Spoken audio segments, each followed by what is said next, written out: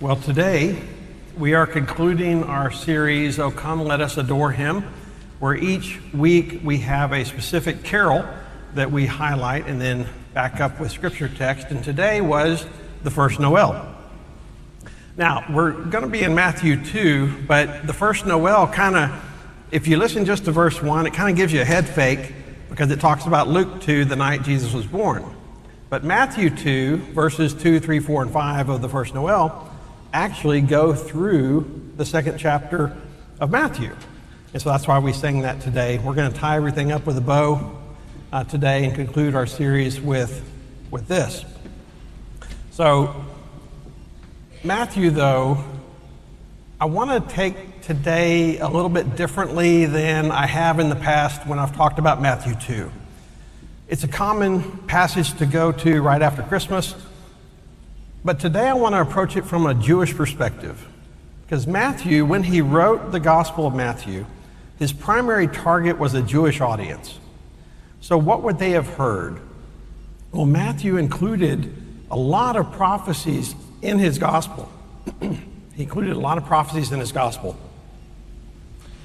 That is a primary way the Jewish people connected to the Messiah, and he knew that. They would have had Torah, the first 5 books of the Bible, and Tanakh, what we know as the Hebrew Old Testament. They would have seen and known all those prophecies, and so Matthew uses prophecies in chapter 2 when he tells the story of the birth of Jesus and the time surrounding that, and it connects and weaves the landscape together in a way that's unmistakable. Let me describe it this way. So in Israel, if you go to Israel, on the eastern border of Israel, there is something called the Kav Hatalim HaYisraeli.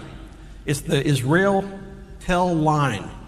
It is a line of cinder cone volcanoes. And you say, well, volcanoes, why do those stand out? Well, they stand out if you're standing on what's called the Golan, which is a wide, extensive plateau on the eastern border of Israel. So this wide, extensive, flat land, and dotted on it unmistakably are these cinder cone volcanoes. There's about 9 of them in the Kav Hatalim HaYisraeli. And they go from north to south. And by looking at them, you can go from one to the next, and you can tie the landscape together, and it's unmistakable.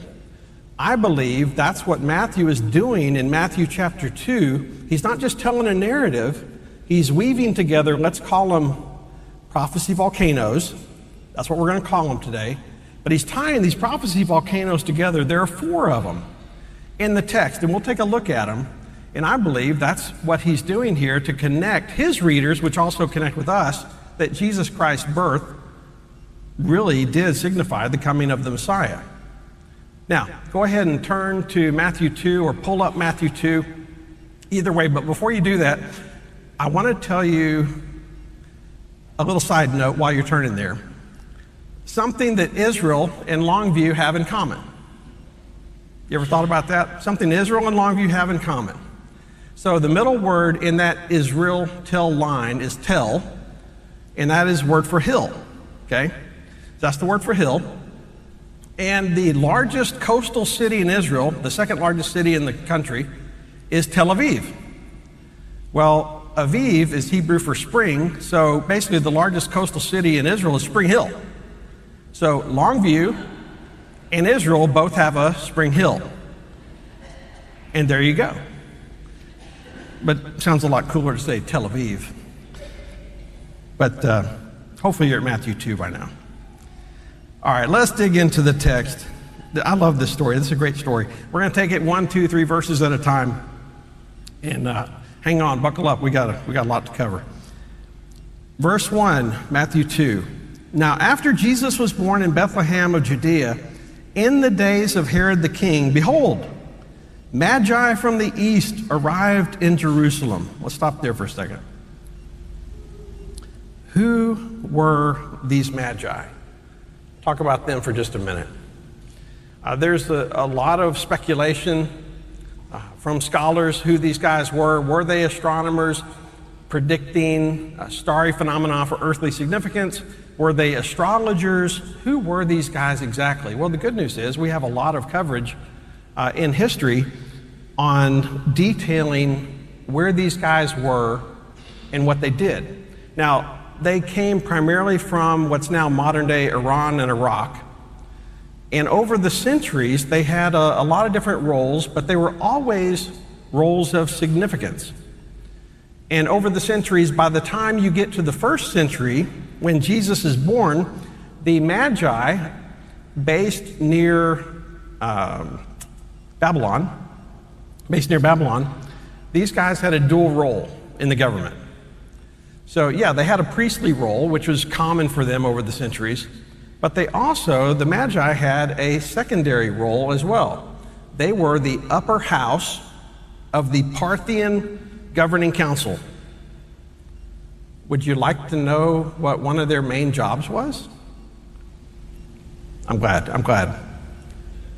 One of their main jobs was to choose and elect the king of the empire for Parthia. So these guys, these Magi that we see arriving in Jerusalem, were not just random individuals, random astronomers or astrologers, whatever they were. These guys were Parthian kingmakers. They selected kings. That's the Magi who showed up in Bethlehem or in Jerusalem that day. Everybody in town knew it, especially Herod. Let's look at verse 2. They asked, when they arrived in Jerusalem, these Magi, "Where is he who has been born King of the Jews? For we saw his star in the east and have come to worship him." When Herod heard this, he was troubled, and all Jerusalem with him. The other question is, looking at this text and this passage, is how did the Magi hear about the star? How did they know to be looking for the star? Where would they have gotten that idea? That's not something you just come up with on your own. And these Magi, being located kind of in Iran and Iraq, modern-day Iran and Iraq, near Babylon, Babylon just happens to be where the bulk of the exiles from Jerusalem and Judah were taken a few hundred years before that by Nebuchadnezzar to Babylon. So you have Jewish exiles, a lot of scholars who would have known all the Tanakh, all the Torah, all the prophecies. Now, if we could just somehow connect those Jewish scholars who knew the prophecies with the Magi in the same room, talking in the same place, that'd be phenomenal. And if we could do it in the pages of Scripture, be even better. And the good news is we absolutely can. There was a young man named Daniel. Daniel was one of the exiles, and he really excelled and grew in his position and his character there. One day, a dream came to Nebuchadnezzar, and he couldn't interpret it, this vision. None of the Magi could tell the king what the vision was and the interpretation, except for Daniel. God gave Daniel the vision and the interpretation of what it meant. So, when Daniel presented, only one in the entire realm who could do that, when he presented to Nebuchadnezzar the vision, this is what Nebuchadnezzar did for him in Daniel chapter 2, verse 46 through 49. Then King Nebuchadnezzar fell on his face and paid humble respect to Daniel and gave orders to present him an offering and incense. The king responded to Daniel and said, "Your God truly is a God of gods and a Lord of kings and a revealer of secrets, since you've been able to reveal this secret." Then the king promoted Daniel and gave him many great gifts, and he made him ruler over the entire province of Babylon. Here's the key: and chief prefect over all the wise men of Babylon. Made him head of the Magi in their headquarters. And Daniel made a request to the king, and he appointed Shadrach, Meshach, and Abednego over the administration of the province of Babylon, while Daniel was at the king's court. So here you have a Jewish exile who became head of the Magi several hundred years ahead of the birth of Christ. So where did the Magi hear about it? Probably Daniel. He knew the prophecies. And it could have been a prophecy like Numbers chapter 24, verse 17, which said, I see him, but not now. I look at him, but not near. A star shall appear from Jacob, a scepter shall rise from Israel. That's really specific. But a star shall appear from Jacob, a scepter shall rise from Israel. Where would these Magi in the first century, right around the time of Jesus' birth, have gotten the idea? Probably, I don't know for sure, but very likely from Daniel passed down through the Magi. So whether they were watching for the star or God told them about it, either way, they arrive in Jerusalem, and Herod is in a panic. Some translations have different words they describe for being troubled, but greatly disturbed is how Herod was. Why would Herod have been greatly disturbed if somebody had been born king of the Jews? He wouldn't have been as greatly disturbed if he was a Jew by blood. But Herod was not. Herod's father was Edomian, meaning he came from the line of Esau. The promise, as we saw in Numbers 24, the promise comes through Jacob, not Esau. So Herod doesn't have a blood right to the throne based on that. Okay, so maybe his mom can help him out. Well, his mom's not much help because she's of Arabian descent. No Jewish blood. And so when the Magi come in asking the questions about who's been born king of the Jews, if a true blood-born king of the Jews is there, Herod's days are numbered. He doesn't have blood right to the throne. And look, I really believe the Parthian Magi knew exactly what they were saying when they said it the way they did. Because look, they had history. About 35 years before this event in Matthew 2, about 35 years before that, the Parthians had come in and sacked Jerusalem and Judea and conquered that region. Herod was a junior ruler at the time. The Parthians got the king and Herod's brother in that exchange, but Herod escaped, and then 3 years later, Herod came back with the full might of the Roman army at his back, and they retook Jerusalem and Judea. That's how Herod got installed as king. So these Parthian Magi had history.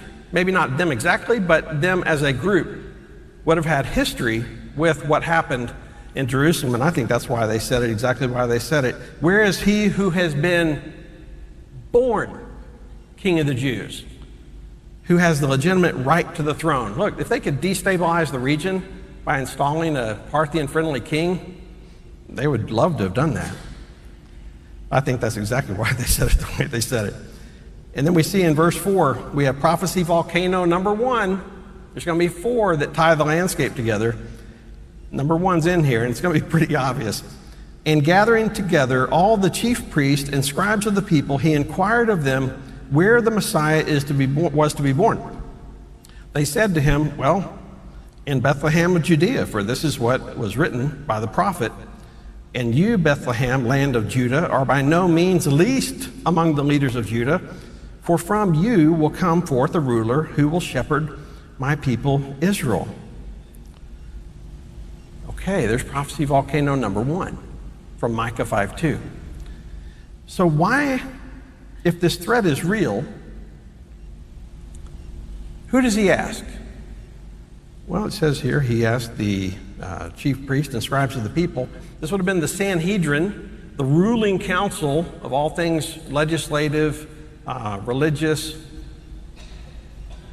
He asked them where the Messiah is supposed to be born. And it's really interesting to me. The Sanhedrin, when they convened, they got together and he asked them. They didn't call a special session.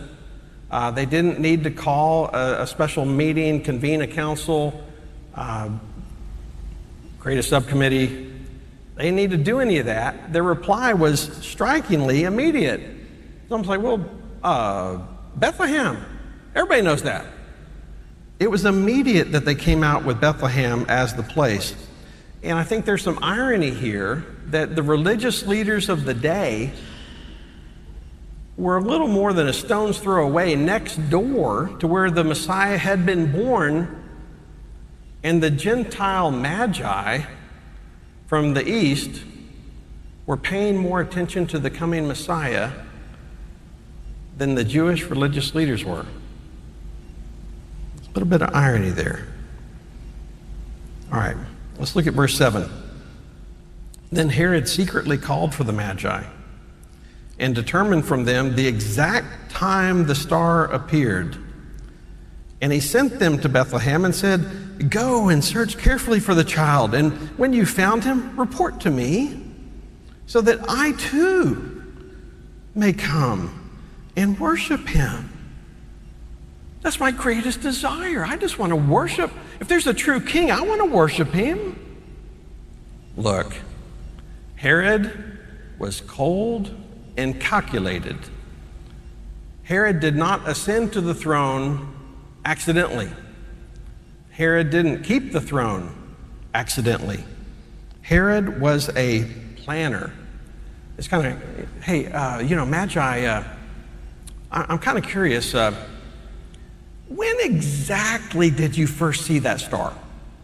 Just hypothetically, I'm interested. He was setting a timeline. Listen, Herod, if you look at history and read historians talking about him, he always had a plan A, B, C, D, E. I mean, he was very, very thorough. When did you see that star? So verse 9, after hearing the king, they, the Magi, went on their way, and behold, the star which they had seen in the east went on ahead of them until it came to stop over the place where the child was to be found. When they saw the star, they rejoiced exceedingly with great joy. So when they left Jerusalem, they had a little bit of a trek to make. Well, how far did they have to go? You know? Wasn't very far. It was literally 2 hills away, about 5 miles.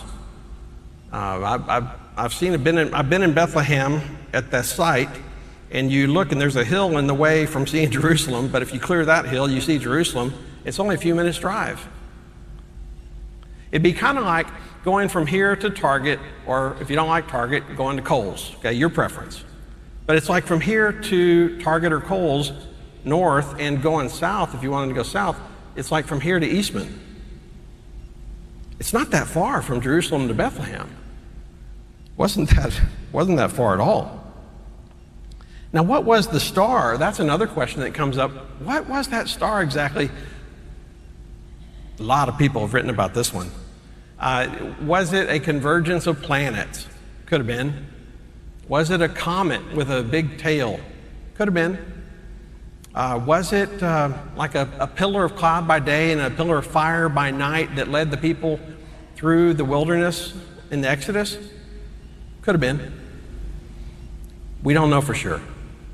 But we do know for sure that it was supernaturally given and presented and guided them in the rest of the way home. And Magi, when they saw the star, they were overjoyed. Some translations have overjoyed. I like the more literal translation. They rejoiced with exceeding mega joy. They rejoiced with exceeding great joy. They were beside themselves with joy that they had found this, that they had probably been looking for as a group for hundreds of years. Verse 11. And after they came into the house, they saw the child with his mother Mary, and they fell down and worshiped him. Then they opened their treasures and presented to him gifts of gold, frankincense, and myrrh. And after being warned by God in a dream not to return to Herod, the Magi left for their own country by another way. So where did they arrive? They arrived in a house. Didn't arrive in a feeding trough, didn't arrive at a manger, didn't arrive at a stable. They arrived at a house. Time had passed. Well, you say, well, how much time had passed? Why does that tell you, how does where they lived tell you how much time had passed? Where they lived doesn't necessarily tell me how much time had passed, but the word choice that Matthew uses for the baby or the child does matter and tell me that some time has passed. Matthew uses a word that's used for like toddler, small child. Luke, in Luke chapter 2, uses a word for infant, newborn baby. So this is no longer a newborn baby, this is a toddler, this is an infant. So that's how we know word usage is very important, and we can learn a lot from that. Well, how long has it been? I don't know. I mean, it could have been a few months to a year probably, because look, if you see the star, logistics takes time.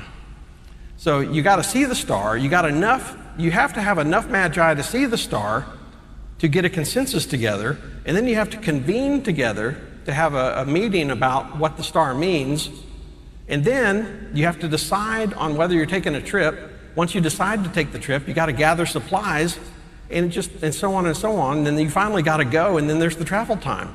This wouldn't have happened overnight. That's why I like in our nativity scene, there are no wise men around the nativity scene, because they weren't there that night. And don't change your home nativity scenes. That's fine. But I'm just saying, the Magi weren't there that night. They were off to the distance. That's how we know there had been some time that had passed. But look what they do when they get there. These probably mostly Gentile Magi, they worshiped.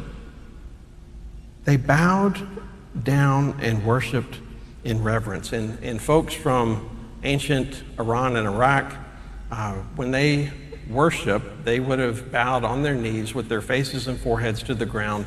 This is absolute, abject reverence to this child in front of them that they had been searching for so very long. And we see there are 3 intentional gifts. And this, by the way, the 3 intentional gifts is where we get the idea that there were 3 wise men, because somehow there's an unwritten rule that only 1 gift per wise man, no exceptions. We don't know how many wise men there were, but that's why they think there were 3, is because there were 3 gifts, but we don't know for sure. But there were for sure 3 gifts. Let's talk about them a little bit. The gold, frankincense, and myrrh. The gold is easiest to explain because gold was incredibly valuable, and it was often used to pay tribute from kingdom to kingdom. So tribute for a king, gold makes sense. Frankincense or incense makes sense as well. That was used in the religious worship. And for Jesus, this child, they are worshiping the King of Kings, and so frankincense makes sense as well.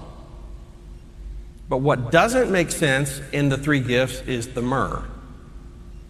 And honestly, I would love to know what Mary and Joseph were thinking when they first caught sight of the myrrh coming out of the package, coming out of the sack. Well, hey, myrrh is used as a burial spice to prepare dead people for entombment.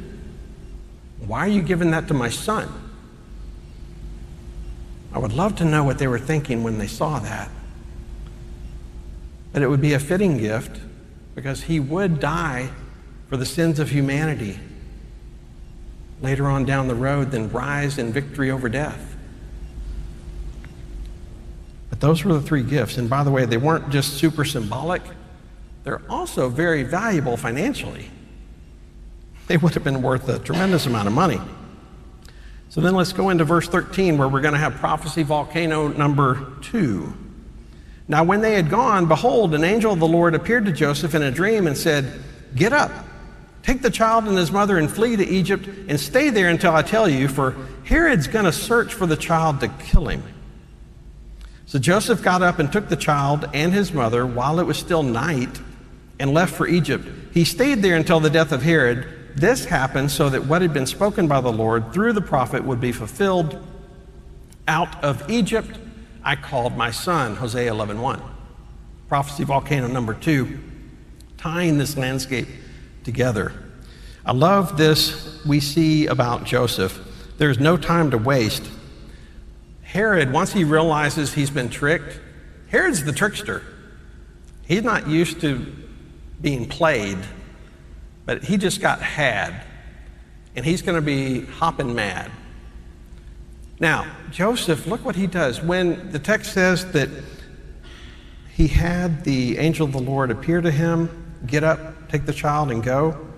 Verse 14, while it was still night, he took Jesus and Mary.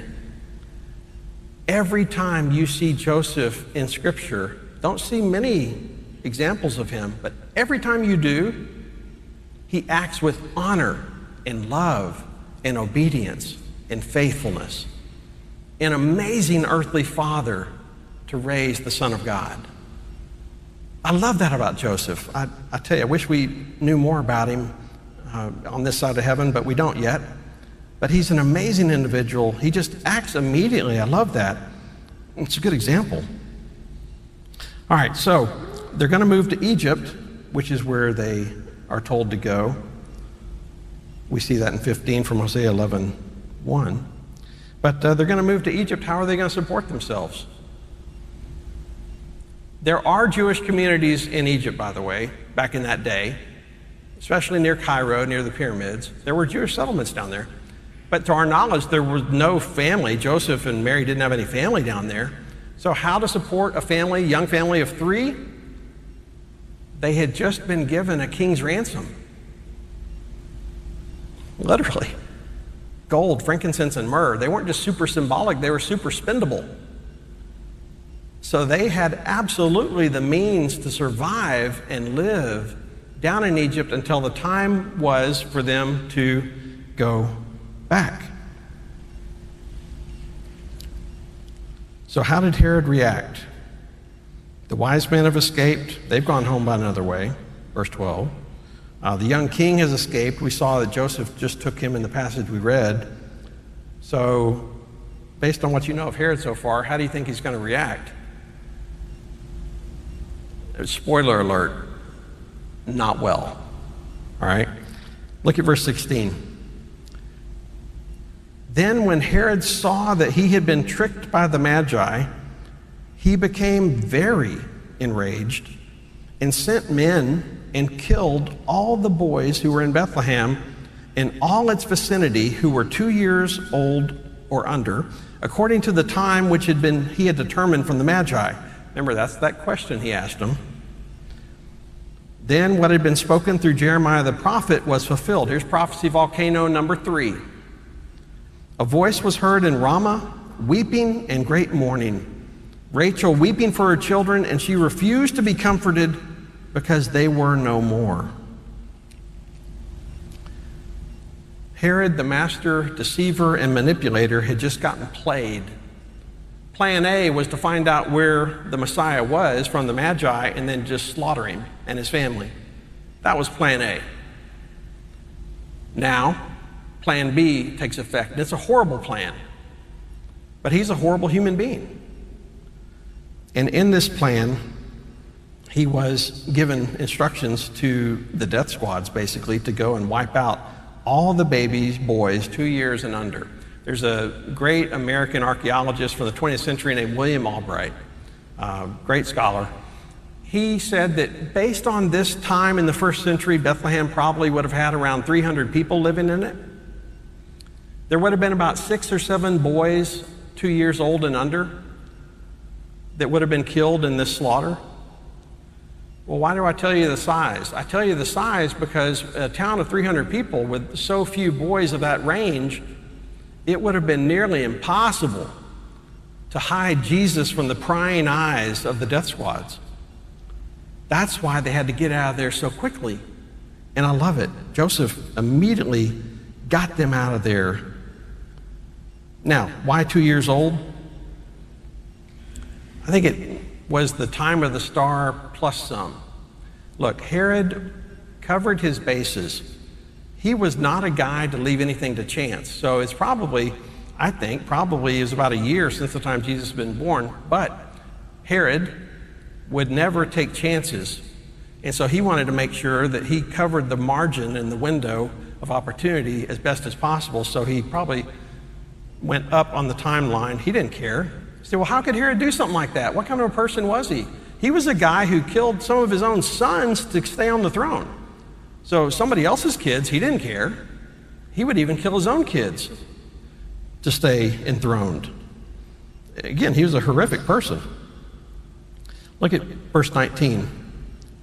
But when Herod died, this is probably a couple years later, but when Herod died, behold, an angel of the Lord appeared in a dream to Joseph in Egypt and said, get up and take the child and his mother and go to the land of Israel, for those who sought the child's life are dead. So Joseph got up, took the child and his mother, and came into the land of Israel. So you fast forward 2 years, Herod is dead, the green light has been given. The people who wanted Jesus dead are now dead. Joseph, again, love it, acts with honor, obedience, faithfulness, love. Great example. But, verse 22, but when he heard that Archelaus was reigning over Judea in place of his father Herod, he was afraid to go there. Then after being warned by God in a dream, he left for the regions of Galilee. So Joseph takes Mary and Jesus, they cross the border, they get into Judea in Israel, and once they're there, they realize, yes, Herod's dead, but Archelaus is on the throne. Archelaus is one of Herod's sons, and Archelaus was just like his dad. Horrible human being, brutal ruler.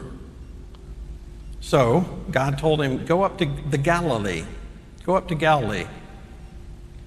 Up there was reigning Herod Antipas, one of Herod's other sons. Now, Herod was a very undisciplined, Herod Antipas was a very undisciplined individual, but he was a capable ruler. And look, honestly, in leadership, you know you're not a very good leader when the best historians can say is, at least he wasn't as bad as his brother. And that's what they say about Herod Antipas. Archelaus was horrible, Herod Antipas was tolerable. So God sent Joseph, Mary, and Jesus up to the Galilee. Verse 23, last verse we'll look at from Matthew 2. And they came, Mary, Joseph, and Jesus, they came and settled in a city called Nazareth.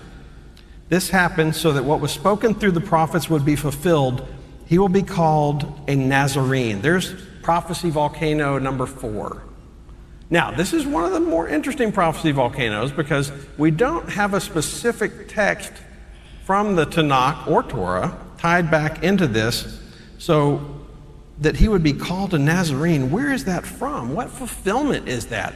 It could be a reference to Isaiah 11:1, because in that Isaiah 11:1, the netzer, the shoot or branch that comes from the stump of Jesse, maybe that's why he's called a Nazarene. But a lot of scholars also believe that it's quite possible that this is just a reference to the despised and scorned character of the coming Messiah. Because to call someone a Nazarene, not a compliment, for a variety of reasons. I mean, even over the centuries, even into Jesus' day, one of his own disciples, Nathanael, when Philip, you can find this in John 1, specifically John 1:46, but when Philip went to go tell Nathanael, hey, I found the Messiah, guess what? He's from Nazareth, and he's amazing, he's the Messiah, you gotta come meet him. Nathanael, whoa. Nazareth? Can anything good come from there? Even in the first century, that he would be a Nazarene was not a compliment. I mean, this is quite a chapter, honestly. You got prophecy volcanoes, 4 of them through the whole chapter, Magi, kings, deception, faithfulness, provision. This is the Messiah's first coming. And it's a great story that we love to tell every year, and we need to tell it every year. But that's the first coming. There's another prophecy in Isaiah I want to look at regarding what is believed to be Jesus' second coming. First Advent, Matthew 2. Second Advent, his coming again one day, from Isaiah chapter 60, verse 6. In the end times, people will come from far and wide to see the Messiah, and they'll also bring a lot of gifts. Isaiah 60, verse 6 says, "A multitude of camels will cover you. The young camels of Midian and Ephah, all those from Sheba will come. They will bring gold and frankincense and proclaim good news of the praises of the Lord." Yeah, just like the Magi coming, they bring gifts, but look at the list there. They bring gold and frankincense. They're missing one. Which one are they missing? They're missing the myrrh. Why don't they bring the Messiah myrrh on his second coming? Because he won't be dying again. Jesus died once for all time for the sins of humanity, to save humanity from their sins, and he will not be dying again. But he will come back in glory. So there's no need to bring myrrh anymore. But the gold and frankincense we lay at his feet. That is the message of hope. That is the message of Christmas. And that is the message for us today. Let's pray.